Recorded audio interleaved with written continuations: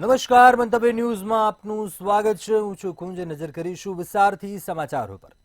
વડાપ્રધાન નરેન્દ્ર મોદીએ વર્ષના છેલ્લા રવિવારે 117મી વખત મન કી બાત પર વાત કરી હતી. વડાપ્રધાને બંધારણ દિવસ અને મહાકુંભનો ઉલ્લેખ કર્યો. આ દરમિયાન તેમણે કહ્યું કે જ્યારે આપણે કુંભમાં ભાગ લઈએ ત્યારે સમાજમાં વિભાજન અને નફરતની લાગણીને દૂર કરવાની પ્રતિજ્ઞા લેવી જોઈએ. આ વર્ષનો આ 9મો અને છેલ્લો એપિસોડ હતો.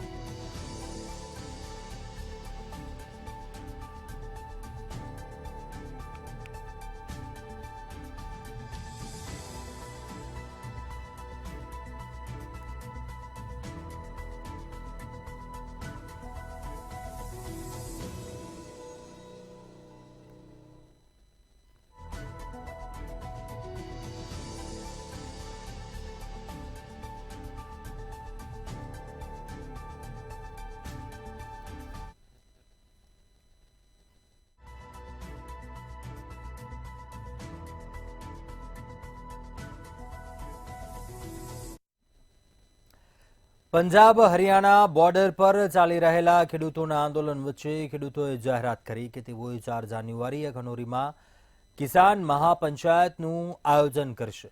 શું છે સમગ્ર મામલો, જોઈએ આ ખાસ રિપોર્ટમાં.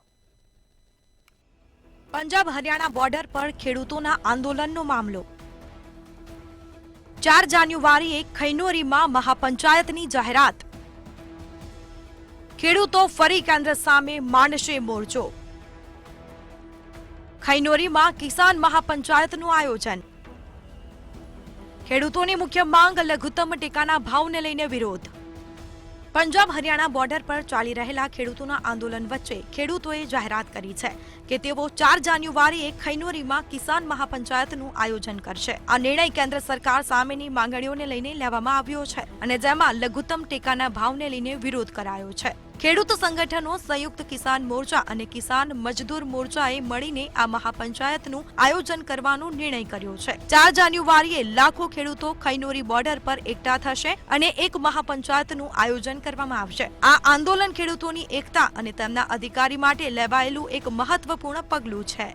આ નિર્ણય એવા સમયે લેવામાં આવ્યો છે જ્યારે એસકેએમ નેતા જગજીતસિંહ દલ્લેવાલ 26 નવેમ્બરથી ભૂખ હડતાલ પર છે અને તેમની તબિયત સતત બગડી રહી છે. ખેડૂતોનું કહેવું છે કે દલ્લેવાલ એવા ખેડૂતોને મળવા માંગે છે જેમની તેમણે 44 વર્ષથી સેવા કરી છે. સુપ્રીમ કોર્ટે પંજાબ સરકારને ફટકાર લગાવી છે. દલ્લેવાલને હોસ્પિટલમાં લઈ જવામાં નિષ્ફળ રહી, જેમાં કોર્ટે સ્પષ્ટપણે કહ્યું છે કે ખેડૂતોના વિરોધ વચ્ચે આરોગ્ય સંભાળમાં બેદરકારી ન હોઈ શકે. પંજાબના એડવોકેટ જનરલ ગુરમિંદર સિંહે જણાવ્યું છે કે દલ્લેવાલના સ્વાસ્થ્ય પર નજર રાખવા માટે 8 ડોક્ટરની એક ટીમ બનાવવામાં આવી છે. બ્યુરો રિપોર્ટ, મંતવ્ય ન્યૂઝ. હિમાચલમાં ભારે હિમવર્ષા રહી છે અને હિમવર્ષાને કારણે 4 નેશનલ હાઈવે બંધ કરવામાં આવ્યા છે. તો બીજી તરફ યુપી એમપીમાં વરસાદનું એલર્ટ આપવામાં આવ્યું છે. શું છે વધુ વિગતો, જોઈએ આ ખાસ અહેવાલમાં. પહાડોમાં ભારે હિમવર્ષાના કારણે રસ્તાઓ બંધ. 4 નેશનલ હાઈવે બંધ કરવામાં આવ્યા. હિમવર્ષાના કારણે જનજીવન પ્રભાવિત થયું. આ તરફ ઉત્તર ભારતમાં ઠંડીમાં સતત વધારો. હવામાન વિભાગે કરી વરસાદની આગાહી. વરસાદ અને કરા પડવાની શક્યતાઓ જોવા મળી. ઉત્તર ભારતમાં ઠંડી સતત વધી રહી છે. યુપી, હરિયાણા, રાજસ્થાન, મધ્યપ્રદેશ, પંજાબ અને બિહારમાં વરસાદના કારણે તાપમાનનો પારો નીચે સરક્યો. દિલ્હી, એનસીઆર સહિત યુપી, મધ્યપ્રદેશમાં આજે પણ વરસાદની સંભાવના છે. હવામાન વિભાગે જણાવ્યા અનુસાર આગામી 3 દિવસ સુધી ઉત્તર ભારતના અનેક રાજ્યોમાં વાવાઝોડા સાથે હળવાથી મધ્યમ વરસાદની આગાહી કરી છે. હવામાન વિભાગે આજે ઉત્તર પ્રદેશ અને દિલ્હી સહિત તેની આસપાસના રાજ્યોમાં પણ ભારે વરસાદ અને કરા પડવાની શક્યતાઓ વ્યક્ત કરી છે. હિમાચલ પ્રદેશમાં પણ 4 રાષ્ટ્રીય ધોરીમાર્ગો અને રસ્તાઓ બંધ કરવામાં આવ્યા છે. કાશ્મીર, ઉત્તરાખંડ અને હિમાચલ પ્રદેશમાં ભારે હિમવર્ષા થઈ રહી છે અને જેના કારણે જનજીવન પ્રભાવિત થઈ ઉઠ્યું છે. હિમવર્ષાની મજા માણવા આવતા પ્રવાસીઓ પણ અટવાયા છે, કારણ કે સતત હિમવર્ષા થઈ રહી છે અને તેના કારણે કાશ્મીર ખીણના દેશના અન્ય ભાગો સાથેનો હવાઈ અને જમીન સંપર્ક પણ તૂટી ગયો છે. જ્યારે હિમાચલ પ્રદેશમાં 4 રાષ્ટ્રીય ધોરીમાર્ગો અને 319 રસ્તાઓ બંધ કરવામાં આવ્યા છે. બ્યુરો રિપોર્ટ, મંતવ્ય ન્યૂઝ. ભારતીય રેલવેએ વિશ્વના પ્રથમ કેબલ બ્રિજનું સફળતાપૂર્વક પરીક્ષણ કર્યું છે, જેની સાથે ભારતીય રેલવેએ પણ એક અનોખો રેકોર્ડ બનાવ્યો છે. જમ્મુ અને કાશ્મીરના આંજી ખાડમાં બનેલા પ્રથમ કેબલ સ્ટે બ્રિજનું લો ટેસ્ટ કરવામાં આવ્યું. રેલવે મંત્રી અશ્વિની વૈષ્ણવે સોશિયલ મીડિયા પર એક ટ્રાયલ રનનો વિડીયો શેર કર્યો હતો.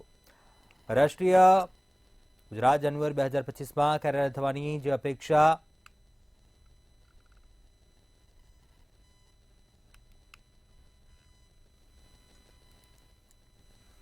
કાશ્મીરમાં રેલવે કનેક્ટિવિટી વધારવાની દિશામાં એક મોટું પગલું છે, જે જાન્યુઆરી 2025માં કાર્યરત થવાની અપેક્ષા છે. રેલવે મંત્રાલયના જણાવ્યા પ્રમાણે ઉધમપુર શ્રીનગર બારામુલ્લા રેલવે લિંક પ્રોજેક્ટના મુખ્ય ઘટક અંજી ખાડ બ્રિજ પર ટ્રાયલ રન સફળતાપૂર્વક પૂર્ણ થઈ ગયું છે. કાશ્મીરમાં રેલવે પુલોની મજબૂતાઈનું પરીક્ષણ કરવું તે એક અદ્ભુત એન્જિનિયરિંગ સિદ્ધિ છે.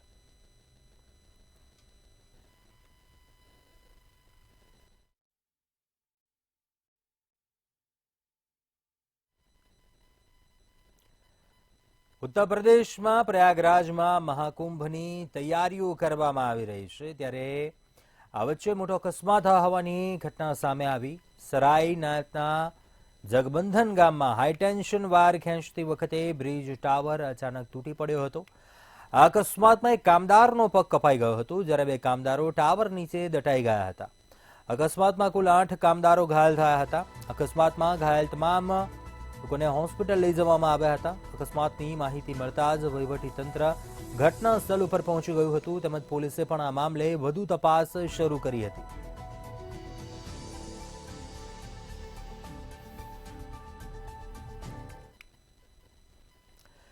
નવી મુંબઈ ઇન્ટરનેશનલ એરપોર્ટ પર રવિવારે એક નવો ઇતિહાસ રચાયો છે. પ્રથમ કોમર્શિયલ વિમાન એરપોર્ટ પર સફળતાપૂર્વક લેન્ડ થયું છે, જેની તૈયારીઓ પહેલેથી જ પૂર્ણ થઈ ગઈ હતી. વિમાન બપોરે એરપોર્ટના નોર્થ ગેટ સાઇટ પર લેન્ડ થયું હતું. એરપોર્ટ પર આ વિમાનનું લેન્ડિંગ એટલા માટે ખાસ છે, કારણ કે તેને પ્રાદેશિક કનેક્ટિવિટી વધારવા માટે એક મહત્વપૂર્ણ ઉડ્ડયન પ્રોજેક્ટ માનવામાં આવી રહ્યો છે. તેનાથી રોજગારી પણ વધશે. સાથે આ પ્રસંગે CID, CO અને NMIALના અધિકારીઓ પણ ઉપસ્થિત રહ્યા હતા. આ એરપોર્ટ એટલા માટે પણ ખાસ છે, કારણ કે મુંબઈના અન્ય એરપોર્ટ પર ઓછું દબાણ રહેશે. હવે નવા એરપોર્ટના નિર્માણથી મુસાફરો અને કાર્ગો પરનો બોજ ઓછો થશે, તેનાથી અવરજવર પણ વધુ સરળ બનશે. આ સાથે એરપોર્ટના નિર્માણથી આર્થિક વિકાસને પણ વેગ મળશે. સ્થાનિક ઉદ્યોગો, વેપાર અને રોજગારમાં પણ ઘણી ગતિવિધિ થશે.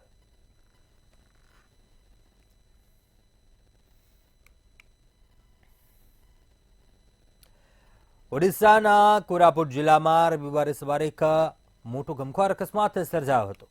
અહીં બસ પલટી જતા 4 મુસાફરોના મોત થયા હતા, જ્યારે 40 જેટલા લોકો ઘાયલ થયા હતા. જણાવવામાં આવી રહ્યું છે કે આ બસ લગભગ 50 શ્રદ્ધાળુઓને લઈને ગુપ્તેશ્વર જઈ રહી હતી.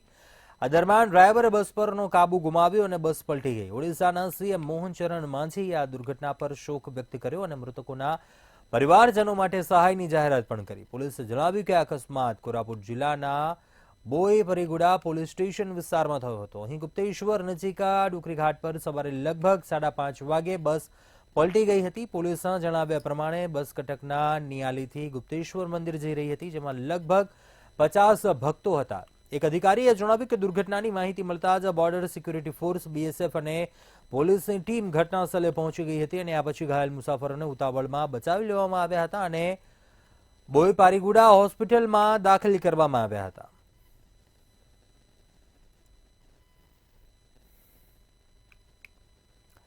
મધ્યપ્રદેશના ગુના જિલ્લાના પીપલિયા ગામમાં 10 વર્ષનો બાળક બોરવેલમાં પડી ગયા હોવાની ઘટના બની હતી. બોરવેલમાં ફસાયેલા 10 વર્ષના બાળકને જિલ્લા વહીવટીતંત્ર અને બચાવ દળની ટીમોએ બહાર કાઢ્યું હતું, પરંતુ જિલ્લા હોસ્પિટલમાં સારવાર દરમિયાન બાળકનું મોત નીપજ્યું હતું. જે બાદ હોસ્પિટલમાં હાજર જિલ્લા પ્રશાસનના અધિકારીઓ અને બાળકની સારવાર કરી રહેલા ડોક્ટરો પણ ભાવુક દેખાયા હતા.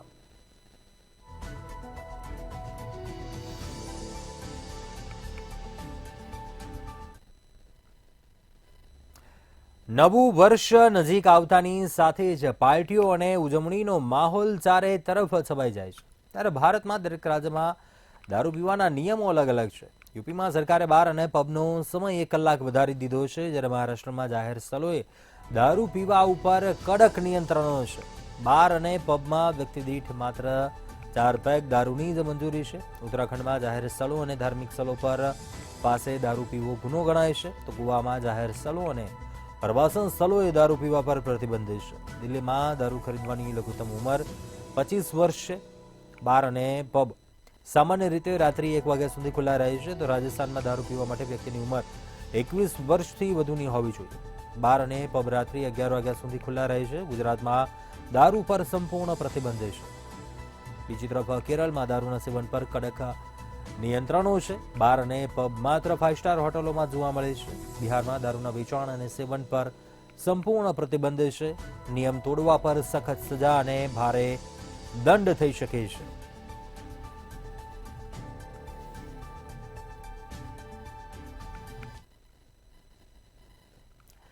અરુણાચલ પ્રદેશમાં સિદ્ધિ વિનાયક ટ્રેડિંગ નામની નકલી કંપની બનાવીને 100 કરોડનું કૌભાંડ આચરવામાં આવ્યું છે. કંપનીએ નકલી જીએસટી ઇનવોઇસમાંથી ટેક્સ રિફંડ મેળવ્યું હતું. આ કૌભાંડમાં સીમા હૈદરના પતિ સચિનના ફોટાનો પણ ઉપયોગ કરવામાં આવ્યો છે. આ કેસની તપાસમાં પાકિસ્તાન સાથે જોડાયેલી કડીઓ શોધવામાં આવી રહી છે, જ્યારે દરભંગામાંથી 2 આરોપીઓની ધરપકડ કરવામાં આવી છે.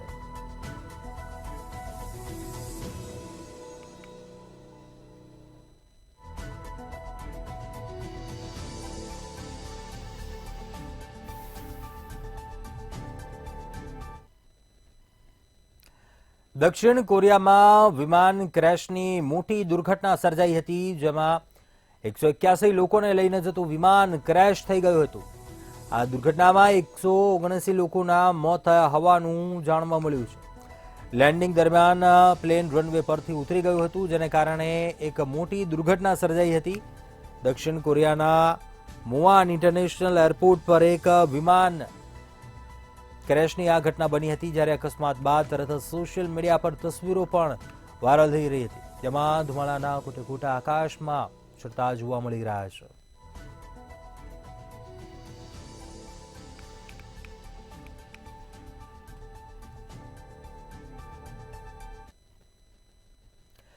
પાકિસ્તાનને પહેલા અફઘાનિસ્તાન પર એર સ્ટ્રાઇક કરી હતી, ત્યારે આ એર સ્ટ્રાઇકમાં અફઘાનિસ્તાનના એક કમાન્ડરના મોત થયા હતા. જેને લઈને અફઘાનિસ્તાને પાકિસ્તાનને ધમકી આપી હતી, ત્યારે આપેલી ધમકીનું અફઘાનિસ્તાને પાલન કર્યું છે. શું છે સમગ્ર મામલો, જોઈએ આ ખાસ રિપોર્ટ. અફઘાનિસ્તાને પાકિસ્તાનને આપેલી ધમકીનું પાલન. પાકિસ્તાને અફઘાનિસ્તાન પર કરી હતી એર સ્ટ્રાઇક. એર સ્ટ્રાઇકમાં અફઘાનિસ્તાનમાં 51 લોકોના થયા હતા મોત. એર સ્ટ્રાઇકનો બદલો લેવા પાકિસ્તાન પર કર્યો હુમલો. હુમલો કરી પાકિસ્તાનના 19 સૈનિકો ઠાર કર્યાનો દાવો. અફઘાનિસ્તાને 19 સૈનિકો ઠાર કર્યા, 2 ચોકી કબજે કરી. પાકિસ્તાને અફઘાનિસ્તાન પર એર સ્ટ્રાઇક કરી અને 51 લોકોને મોતને ઘાટ ઉતારવાનું ભારે પડ્યું. અફઘાનિસ્તાને પાકિસ્તાનને ધમકી આપી હતી કે અમે બદલો લઈશું, અને તેનું પાલન કરતા હુમલો કરી પાકિસ્તાનના 19 સૈનિકો ઠાર કર્યા અને તેની 2 ચોકી પણ કબજે કરી. આશ્ચર્યની વાત તો એ છે કે અફઘાનિસ્તાનના આ હુમલાને પાકિસ્તાનના જ ખૈબર પખ્તુનવા પ્રાંતમાંથી ભરપૂર સમર્થન મળ્યું છે. અફઘાનિસ્તાનના તાલિબાની લડાકુઓએ પાકિસ્તાનને કરેલી એર સ્ટ્રાઇકનો બદલો લેતા અફઘાનિસ્તાનની આ હિંમતથી પાકિસ્તાન દંગ રહી ગયું છે. તાલિબાની લડાકુઓના હુમલાના લીધે સ્થિતિ એવી આવી છે કે પાકિસ્તાની લશ્કરે પાછું ફરવું પડ્યું. તાલિબાનનો દાવો છે કે તેણે 19 પાકિસ્તાની સૈનિકોને ઠાર માર્યા છે, જ્યારે પાકિસ્તાનના વિદેશ મંત્રાલયે આ મુદ્દે ચૂપ્પી સાધી. આમ Russia, Ukraine, Israel, Gaza, Lebanon, સિરિયામાં અસદના સત્તા પલટા પછી વધુ એક યુદ્ધના મંડાણ થયા છે. પાકિસ્તાની તેનો ગુસ્સો અને કચવાટ બતાવતા સરહદ પર રહેતા નાગરિકો પર મોટારથી હુમલો કરતા 3 નાગરિકોના મોત થયા. અહેવાલ મુજબ હજી પણ અફઘાનિસ્તાન અને પાકિસ્તાન વચ્ચે ફાયરિંગ ચાલુ છે. પાકિસ્તાની લશ્કરે આ અંગે કોઈ નિવેદન કરવાનું ટાળ્યું છે. અફઘાની દળોએ ખોસ્ત પ્રાંતના અલીશેર જિલ્લામાં કેટલીક પાકિસ્તાની ચોકીઓને પણ આગના હવાલે કરી છે. બ્યુરો રિપોર્ટ, મંતવ્ય ન્યૂઝ. બાંગ્લાદેશ ભારત માટે માથાનો દુખાવો બનવા જઈ રહ્યું છે. પાકિસ્તાની સેનાએ 1971 પછી પહેલીવાર બાંગ્લાદેશ સાથે કરાર કર્યો છે, અને ત્યારે આ કરાર હેઠળ તે બાંગ્લાદેશી સેનાને તાલીમ આપશે. બાંગ્લાદેશ ભારત માટે બનશે માથાનો દુખાવો. પાકિસ્તાની સેનાએ બાંગ્લાદેશ સાથે કર્યો કરાર 1971 પછી પહેલીવાર કરવામાં આવ્યો કરાર હેઠળ બાંગ્લાદેશી સેનાને આપશે તાલીમ બાંગ્લાદેશની 4 છાવણીઓમાં થશે તાલીમ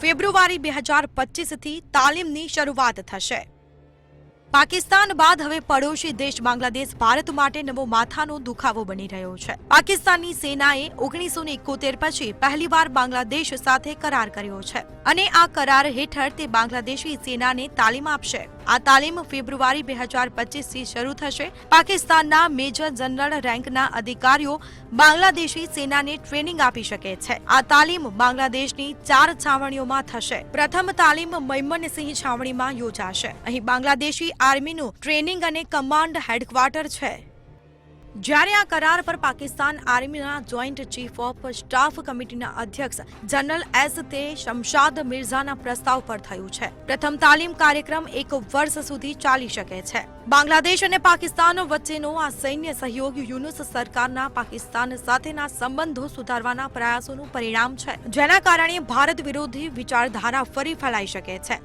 બાંગ્લાદેશમાં અવામી લીગના શાસન અને નવા અધિકારીઓના આગમનથી આ વિચારધારા ઘટી હતી બ્યુરો રિપોર્ટ મંતવ્ય ન્યૂઝ ભૂપેન્દ્ર ઝાલાની ધરપકડ બાદ કેસ વધુ ગરમાવશે ભૂપેન્દ્ર ઝાલાને શરણ આપનાર કિરણસિંહની પણ અટકાયત કરાઈ કિરણસિંહની લશ્કરી કાર પણ સીઆઈડી ક્રાઇમે કબજે કરી છે જોકે હજુ કાનૂની કાર્યવાહી બાકી છે કિરણસિંહની તપાસ પૂર્ણ થતા કાયદેસરની કાર્યવાહી હાથ ધરવામાં આવશે દવાડા ફાર્મ હાઉસમાં 10 દિવસ માટે ભૂપેન્દ્ર ઝાલા રોકાયો હતો જે ફાર્મ હાઉસમાં ભૂપેન્દ્ર ઝાલા રોકાયો હતો તે કિરણસિંહ ચૌહાણનું હતું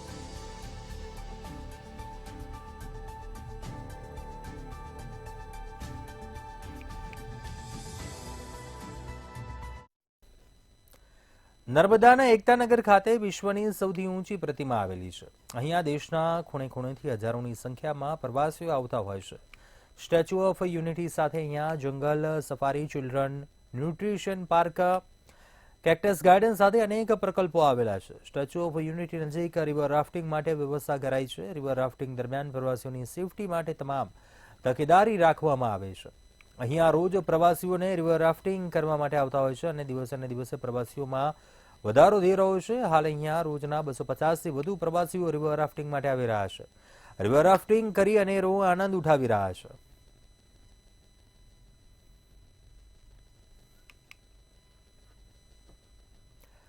અમદાવાદમાં વધુ એક બેફામ કાર ચાલકે ગમખ્વાર અકસ્માત સર્જ્યો જમાલપુર બ્રિજ શાક માર્કેટ પાસે બેફામ કાર ચાલકે અકસ્માત સર્જ્યો શાક માર્કેટમાં શાકભાજી વેચી રહેલા વૃદ્ધાને અડફેટે લઈ કાર ચાલક ફરાર થયો હતો ટ્રાફિક પોલીસે ઘટના સ્થળે પહોંચી ગુનો નોંધી આ મામલે વધુ તપાસ હાથ ધરી છે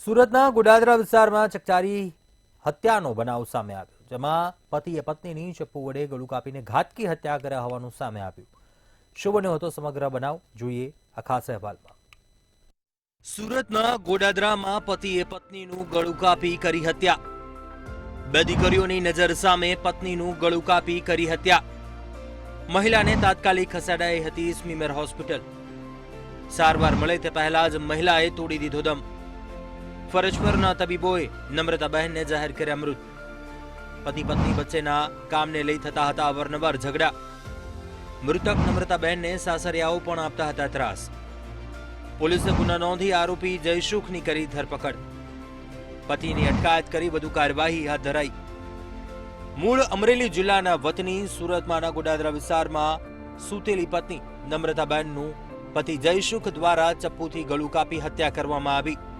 રૂમમાં સૂતેલી દીકરી ઊંઘમાંથી ઉઠી જતા માતાનું ગળું કપાયેલું અને લોહીને જોઈને બૂમાબૂમ કરી હતી દીકરીએ દાદાને ઉઠાડ્યા બાદ નમ્રતાબહેનને તાત્કાલિક નજીકની સ્મીમેર હોસ્પિટલ ખસેડવામાં આવ્યા હતા જ્યાં ફરજ પરના તબીબોએ મૃત જાહેર કર્યા હતા મૃતદેહને હોસ્પિટલ ખાતે પીએમ અર્થે ખસેડવામાં આવ્યો હતો નમ્રતાબહેનના પરિવારજનોના જણાવ્યા પ્રમાણે જયસુખ છૂટક મજૂરી કામ કરતા હતા પણ મોટા ભાગે કામ પર જતા ન હતા ઘરેથી કાઢી મૂકવામાં આવે ત્યારે કામ પર જતા હતા તેઓ દારૂ પીવાની ટેવ પણ ધરાવતા હતા કામ પર ન જવાને કારણે પરિવારમાં અવારનવાર ઝઘડાઓ થતા નમ્રતાબહેનને સાસરિયાઓ દ્વારા પણ ત્રાસ આપવામાં આવતો હતો એકવાર નમ્રતાબેન પિયર પણ આવી ગયા હતા અને ત્યારબાદ સમાધાન બાદ પરત ગયા હતા. જયસુખભાઈ લાખાભાઈ વાણિયા છે, પોતે ત્યાં રહે છે. એમને એમના પત્ની સાથે નોકરી બાબતે તકરાર થઈ હતી અને પોણા 2 ની આસપાસ એમને એમના પત્નીને ચપ્પુનો ઘા મારી અને એમની હત્યા નિપજાવી હતી. પોલીસે ત્યારબાદ ઇન્ફોર્મેશન મળતા તરત જ એફઆઈઆરની કાર્યવાહી શરૂ કરી અને મેડિકલ પીએમ માટે એમને ત્યાં મોકલી આપેલ છે ડેડ બોડીને, અને જે આરોપી છે જયસુખભાઈ એને રિટેન કરી લીધેલ છે.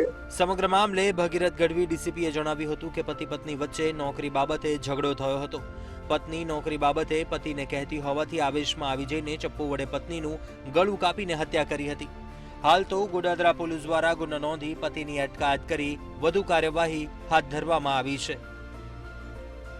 બ્યુરો રિપોર્ટ, મંતવ્ય ન્યૂઝ. ભરૂચના દહેજમાં એક મોટી દુર્ઘટના સર્જાઈ. જીએફએલ કંપનીમાં ગેસ લીકેજ થતા ઝેરી ગેસ શ્વાસમાં જવાથી 4 કર્મચારીઓના મોત નિપજ્યા હતા. જોઈએ આ અહેવાલમાં.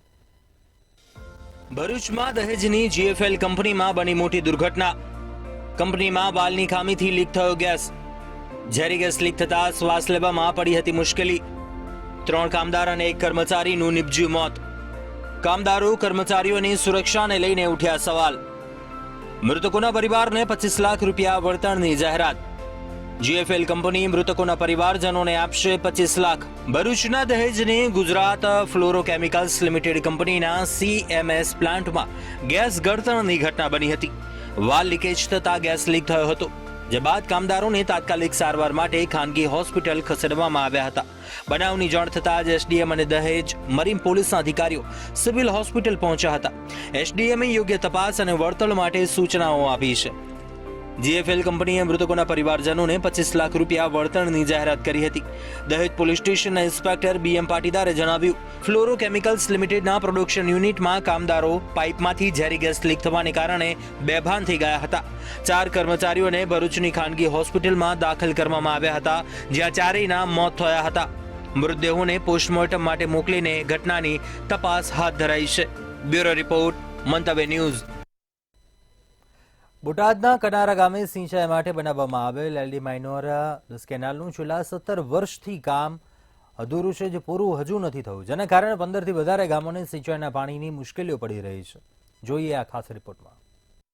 બોટાદમાં રાણપુરના કિનારા ગામ પાસે નીકળતી લીમડી પેટા વિભાગની એલડી માઇનોર 10 કેનાલ છેલ્લા 15-17 વર્ષથી અધૂરી છોડી જે તે કંપની ચાલી ગઈ હોવાનું સામે આવ્યું છે, જેના કારણે 15 જેટલા ગામોના ખેડૂતો પિયતના પાણી મેળવવાથી વંચિત રહ્યા છે. સાથે જ 8000 હેક્ટર જમીનને પિયતનું પાણી મળતું નથી. ત્યારે અચાનક ગામોના ખેડૂતો એકત્રિત થઈ બંધ કેનાલ પર પહોંચી સૂત્રોચ્ચાર કરી રોષ ઠાલવીને માંગણી કરી હતી કે અધૂરું કામ પૂરું કરીને ખેડૂતોને પિયત માટે પાણી પૂરું પાડવામાં આવે. આ લીમડી બ્રાન્ચની કેનાલ ગણાય છે. લીમડી મેન બ્રાન્ચમાંથી પેટા 10 નંબરની કેનાલ પડી છે. પેટા 10 નંબરની કેનાલનું જ્યારે મેન કેનાલનું કામ બન્યું પેટાનું કામ કરવાનું હતું, ત્યારે એક છેડો બન્યો છે ને એક છેડો આખો અધૂરો છે. હવે આ ફટાફટ પૂરું કરે. હજી સુધીમાં આજે સરકારશ્રીનું જે કાર્ય સિદ્ધ નથી થયું, તો ઝડપી વહેલી તકે સિદ્ધ થાય એ માટે અમારી માંગણી છે. પણ આ આગળ જ કામ બાકી છે, તો આગળ અમારે ક્યાંથી આવવાનું છે પાણી? અને બીજા નંબરમાં અહીંયા જે મિલિટરી રોડના ખાળિયામાં જે વૈકલ્પિક રીતે અમને મંજૂરી આપી હતી કે કેનાલનું કામ જ્યાં સુધી પૂરું ન થાય ત્યાં સુધી તમારે આ ખાળિયામાં પાણી લઈ જઈને તમે પિયત આપી શકશો, પણ એ છેલ્લા 15-20 દિવસથી એ પણ બંધ કરવામાં આવ્યું છે. ખેડૂતો દ્વારા કેનાલ શરૂ ન થાય ત્યાં સુધી ખેડૂતોને પિયતનું પાણી મળી રહે તે માટે વૈકલ્પિક વ્યવસ્થા આપવામાં આવે તેવી પણ માંગ કરવામાં આવી છે. ખેડૂતો કહી રહ્યા છે કે રાણપુર, કનારા, માલણપુર સહિતના 15 જેટલા ગામોને પિયતનું પાણી મળી શકે છે. તમામ ખેડૂતો બંધ કેનાલ પર પહોંચી તંત્ર વિરુદ્ધ સૂત્રોચ્ચાર કરીને આજે રોષ વ્યક્ત કર્યો હતો. તાત્કાલિક અધૂરી કેનાલનું કામ શરૂ કરવા ખેડૂતોએ ઉગ્ર માંગ કરી છે. બ્યુરો રિપોર્ટ, મંતવ્ય ન્યૂઝ, બોટાદ. સાણંદમાં છેલ્લા ઘણા વર્ષોથી ગટરની સમસ્યાનો સ્થાનિક રહીશો સામનો કરી રહ્યા છે અને આ સમસ્યાને લઈને વારંવાર રજૂઆત પણ કરવામાં આવી છે. તેમ છતાં આજ દિવસ સુધી કોઈ નિરાકરણ ન આવતા લોકો હવે લડી લેવાના મૂડમાં જોવા મળી રહ્યા છે. અમદાવાદના સાણંદમાં છેલ્લા ઘણા વર્ષોથી ગટરની સમસ્યા વધી છે. વોર્ડ નંબર 1માં આવેલી હરિઓમ સોસાયટીના રસ્તા ઉપર ગટરની નદીઓ વહેતી હોય તે પ્રકારના દ્રશ્યો જોવા મળ્યા છે. ગટરના ગંદા પાણી અને કાદવ કિચડના કારણે રોગચાળો ફાટી નીકળે તેવી સંભાવના છે. ત્યારે આ વચ્ચે જો કોઈ મોટો રોગચાળો ફાટી નીકળે તેવી દહેશત સ્થાનિક રહીશોમાં ફેલાઈ રહી છે. હજે જો નાના છોકરા આટલી બધી સોસાયટીમાં છે, બરોબર છે, પડશે માંદા પડશે તો કે નગરપાલિકા વાળા જવાબદારી લેશે? અને ના લેતી હોય તો આ સોસાયટીમાં ગમે તેમ પાણી કાઢવા આવે, નકા વેરો કે કાંઈ ઉઘરાવા આવે નહીં. જણાવવા માંગુ છું કે તમે ભાજપના વોટ લેવા આવો છો તો અમારી સમસ્યા કેમ નથી કરતા? નથી લેતા, બરાબર છે. કોઈ નથી કઈ કરવા આવતા. અમારી ગટરની સમસ્યા કોઈ કાંઈ કરતી નથી. હું એમ કહેવા માંગુ છું કે આટલો કેસ સોલ્વ કરો. અમે પરમ દિવસે ચીફ ઓફિસરને ફોન કર્યો, તેમને મને એમ કીધું કે તમારે ત્યાં કોઈ સમસ્યા થાય નહીં. તો મેં એમ કીધું કે ગટરના ભૂંગરા બંધ કરાવી દો સાહેબ, તો એનું સોલ્વ થઈ જશે. અમારે ગટર જોઈતી નથી અને હવે પછી પાણી વેરો કે કોઈ વેરો લેવામાં આવશે નહીં. બસ નગરપાલિકા હાય હાય, નગરપાલિકા હાય હાય, નગરપાલિકા હાય હાય, નગરપાલિકા હાય હાય, નગરપાલિકા હાય હાય. જ્યારે ગટરની સમસ્યાને લઈને સ્થાનિક રહીશોએ નગરપાલિકામાં વારંવાર મૌખિક રજૂઆત કરી હતી અને નગરપાલિકામાં હોબાળો પણ કરવામાં આવ્યો હતો, પરંતુ કોઈ જ નક્કર કાર્યવાહી સાણંદ નગરપાલિકા દ્વારા કરવામાં આવી નથી. તેમજ નગરપાલિકાના કર્મીઓ દ્વારા સમસ્યાને લઈને ઉડાવ જવાબ આપતા હોવાનો પણ લોકોએ આક્ષેપ કર્યો છે અને જેને લઈને સ્થાનિક રહીશોમાં ભારે રોષ જોવા મળ્યો છે. ત્યારે હવે આગામી સમયમાં ગટરની સમસ્યા દૂર કરવામાં નહીં આવે તો નગરપાલિકામાં ગટરનું પાણી ઠાલવવામાં આવશે તેવું રહીશોએ જણાવ્યું. તેમજ આવનારી ચૂંટણીનો અને વેરાનો બહિષ્કાર કરવામાં આવશે તેવી ચીમકી પણ ઉચ્ચારી છે. બ્યુરો રિપોર્ટ, મંતવ્ય ન્યૂઝ. અત્યારે હાલ બુલેટિનમાં બસ આટલું. બધું સમાચાર માટે આપ જોતા રહો મંતવ્ય ન્યૂઝ. નમસ્કાર.